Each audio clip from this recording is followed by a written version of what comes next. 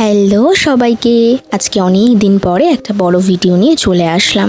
এই ভিডিওটা বেশ কিছু মাস আগের, সময়ের অভাবে ভিডিও এডিট করে উঠতে পারছিলাম না, যার জন্য পোস্ট করাও হচ্ছিল না। অবশ্যই সেই ভিডিওটা এডিট করে উঠতে সক্ষম হয়েছি, তাই ভিডিওটা আজকে তোমাদের কাছে পোস্ট করলাম। এইটা 12 2 থেকে 3 দিন পরের একটি ভিডিও। তখন ছিল আমাদের বাড়ির পাশেই একটা মাঠে অনুষ্ঠান, তো সেখানে আমার বাবা বিকেলের দিকেই চলে গেছিলো, বক্তৃতার অনুষ্ঠান ছিল বলে। আমার যেহেতু সন্ধ্যাবেলায় পড়ানো ছিল, তাই আমি পড়িয়ে বাড়ি আসার পরে আমি আর মা রেডি হয়ে গেছিলাম, যাতে বাবাকে একবারে নিয়ে আসবো আর আমরাও মেলা দেখে চলে আসব। যাই হোক, মেলাতে তো চলে গেছি।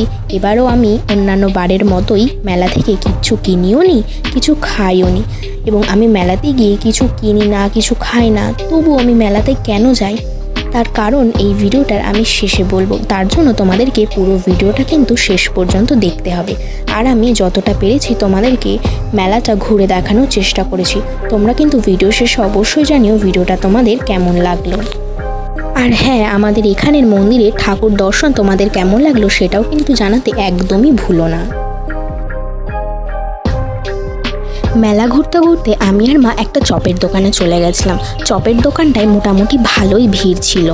মা বলছিল চপ খাবে, কিন্তু এত ভিড় থাকাতে মা আর খেতে পারেনি। আমি আর মা ওই চপের দোকানের সামনে বেশ কিছুক্ষণ দাঁড়িয়েছিলাম, কিন্তু এতটা ভিড় থাকার জন্য ওনারা দিয়ে উঠতে পারছিল না।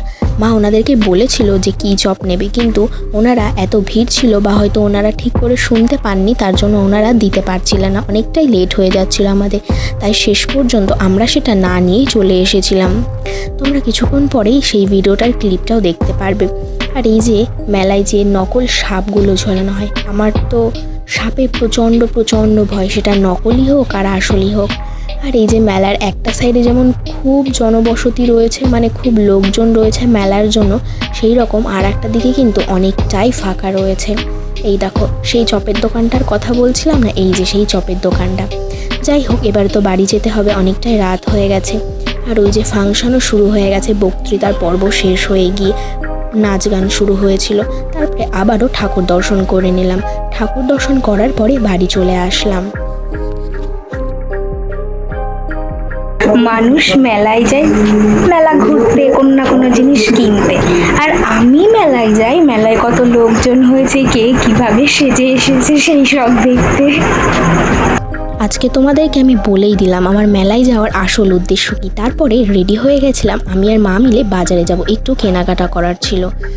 স্টেশন তখন কিন্তু অনেকটাই ফাঁকা, যেহেতু তখন রাত প্রায় 9টা 9:30 বাজে। তারপরে আমরা চলে গেছিলাম একটা জামা কাপড়ের দোকানে, সেখান থেকে কেনাকাটা করে বাড়ি চলে এসেছিলাম। আজকের ভিডিওটা তাহলে এই পর্যন্তই।